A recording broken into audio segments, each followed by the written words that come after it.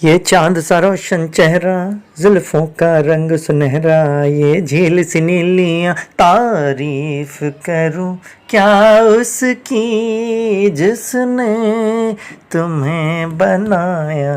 कुछ रीत जगत की ऐसी है। Hello, welcome back to my official YouTube channel dashing golden diaries. Dashing golden diaries में आप सभी लोगों का स्वागत है।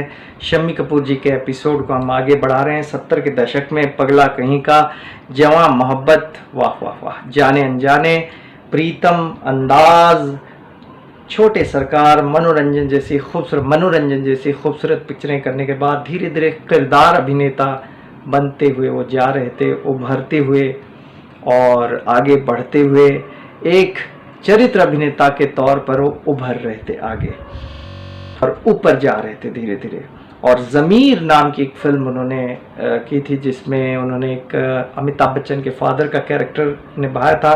सलाखें 76 में बंडलबाज जिसमें उन्होंने डायरेक्शन दी थी, और 77 में परवरिश, और मामा भांजा 1978 में शालीमार। देखो शालीमार पिक्चर में भी उन्होंने कैरेक्टर रोल प्ले किया था। 79 मीरा, एहसान, 79 अगेन, नसीब नाम की फिल्म में उन्होंने काम किया। बीवी ओ बीवी 79 में काम किया, और फिर 81 में रॉकी।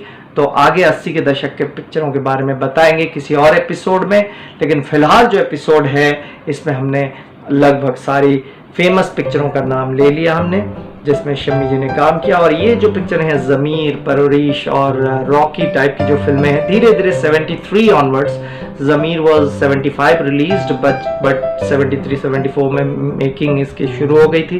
तो इस पिक्चर में उन्होंने क्या किया था, एक बतौर एक चरित्र अभिनेता के तौर पर वो उभर कर आ गए थे, लगभग बन गए थे और एकदम मोटे बन गए थे, और उन्होंने बहुत अच्छा रोल प्ले किया था। देखिए, only becoming a hero doesn't matter, actually it is not all about becoming a lead star, it's also about becoming a character artist. So Shammi did very good job in Zameer and a film called Parvarish along with Amitabh Bachchan and Vinod Khanna.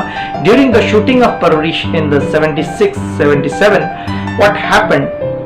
His wife Neela Devi, second wife, when he got married, Neela ji in the year 1969, जैसे कि मैंने कहा था, उनका दूसरा विवाह हो गया था। उसमें भी वो घोड़ी पर नहीं चढ़े थे, ऐसे ही उन्होंने तय किया और जाकर के सीधा शादी कर ली, और उसके बाद सबको इन्फॉर्म किया। गीता बाली जी के यहाँ पे भी सेम हुआ था, उनसे जब शादी हुई थी, और जो दूसरी शादी हुई उसमें भी उन्होंने किसी को नहीं बताया, और उन्होंने होने के बाद सबको बताया।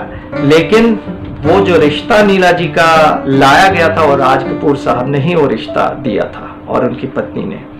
तो एक दफा नीला जी कहती हैं उनकी पत्नी दूसरी पत्नी की, आप आज शूटिंग से जल्दी जरा आ जाना, क्योंकि एक गुरुजी मेरे आ रहे हैं, वो किसी गुरु के भक्ति नहीं है, तो आप आ जाना जल्दी। इन्होंने कहा, मैं ये सब मानता नहीं, मैं सिर्फ ईश्वर के ऊपर विश्वास करता हूँ और उसके अलावा मैं किसी के ऊपर विश्वास नहीं रखता हूँ, मैं नहीं आ सकता हूँ, इतनी बड़ी शूटिंग चल रही है, अमिताभ बच्चन, विनोद खन्ना ग्रेट एक्टर्स काम कर रहे हैं, स्टार्स हैं, और भाई मैं छुट्टी नहीं ले सकता हूँ। तो फिर वो जाते हैं। उन्होंने कहा नहीं, कोशिश करना था। उन्होंने कहा ठीक है, कोशिश करके देख लूंगा।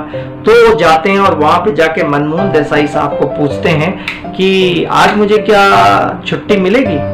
तो वो कहते हैं क्यों भाई, शूटिंग है ना? नहीं, आज मेरी बीवी ने कहा, नीला ने कहा कि एक कोई बाबा आ रहे हैं, मुझे मिलने जाना है। तो उन्होंने कहा, अरे यार क्या यार, पागल हो गए हो क्या शम्मी, तुम खुद ही एक बाबा हो, तुम काम करो ना, इधर एक्टिंग करो, मजे करो, खाओ पियो। तो उन्होंने कहा ठीक है बाबा, I told you that I'm trying because I told my wife that I'm trying. So उसके बाद तुरंत बाद क्या होता है, लंच टाइम होता है, लंच करते हैं। लंच करते समय मनमोहन देसाई साहब, जो उनके खास मित्र होते हैं, जिनको उन्होंने एक फिल्म दी थी, लगभग जिस फिल्म में उन्होंने वो काम किया था, वो गोविंदा आलारे करके वो गाना जो था, तो वो आके उनके खास मित्र हैं। तो उन्होंने बोला, अरे भाई वो नीला कौन से बाबा के बारे में बता रही थी कि जो तुम्हें मिलने जाना था? ना है कोई एक बाबा जी हैं, बोलो ना, आज शूटिंग कैंसिल हो गई है, ऐसा है। तो उन्होंने कहा क्यों? ना अरे मेरी मदर इन लॉ का देहांत हो गया, अचानक स्वर्गवास हो गया और मैं कभी जा नहीं पाता, तो आज तो जाना ही पड़ेगा, तो इसलिए मैंने पैकअप कर लिया है।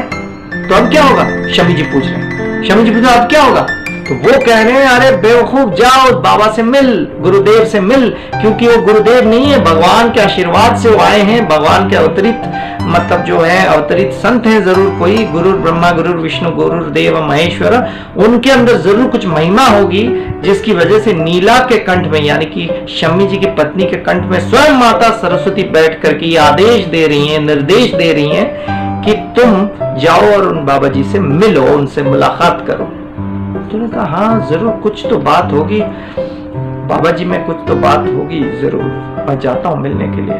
तो तब भी वो इतना सीरियस नहीं थे, देखो थिंक अबाउट द माइंड। उसके बाद वो गए और जैसे ही जाके देखते हैं बाबा जी के श्री चरणों में सीधा साक्षात मतलब जो है दंडवत करते हुए वो नतमस्तक होके गिर पड़ते हैं। तो वहां से शम्मी जी के जीवन में एक नया मोड़ आता है। From there itself the spiritual journey of Shammi Kapoor starts right from the year 1976-77 when Parvarish film was being shot.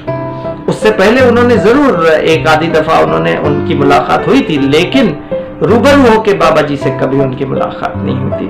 कहते हैं सतगुरु या गुरु के बिना जीवन में मार्गदर्शन करना असंभव है, गुरु के बिना जीवन असंभव है, क्योंकि गुरु आपके मार्गदर्शक होता है, गुरु आपको भगवान से परिचय कराता है।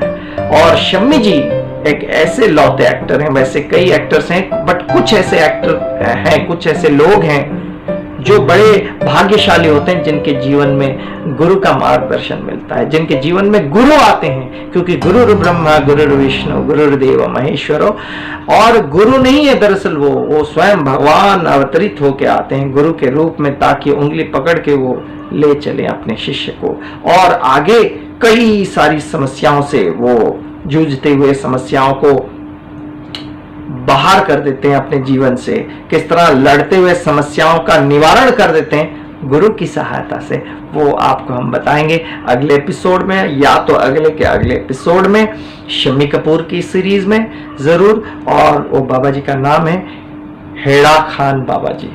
हेड़ा खान बाबा जी जो है वो उन दिनों में हिमालय में रहते थे, उन्हें भोले बाबा के अवतार माना जाता है, ऐसा कि वो एक उनके अंदर, देखो जो संत होते हैं उनके अंदर कहीं ना कहीं एक शक्ति होती है, तो वो हिमालय से चले आया करते थे वहां पे, उत्तराखंड अब हो गया उत्तर प्रदेश में हरिद्वार में, और जाके अपने आश्रम में अपने भक्तों को लेके भजन कीर्तन करते थे, पॉजिटिव एनर्जी चारों तरफ फैलाते थे।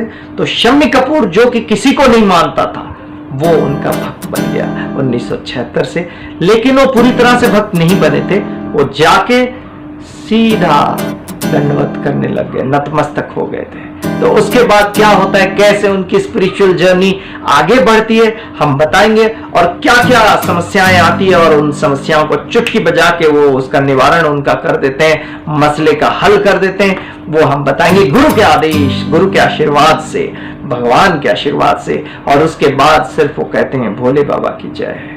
तो जय भोले शंकर कहते हुए हम तो यही कहेंगे कि आज हम अपनी वाणी को विराम देते हैं यहीं पे, अगले एपिसोड में फिर बात करेंगे गुरुओं के गुरु सतगुरु श्री साईनाथ महाराज की जय कह के।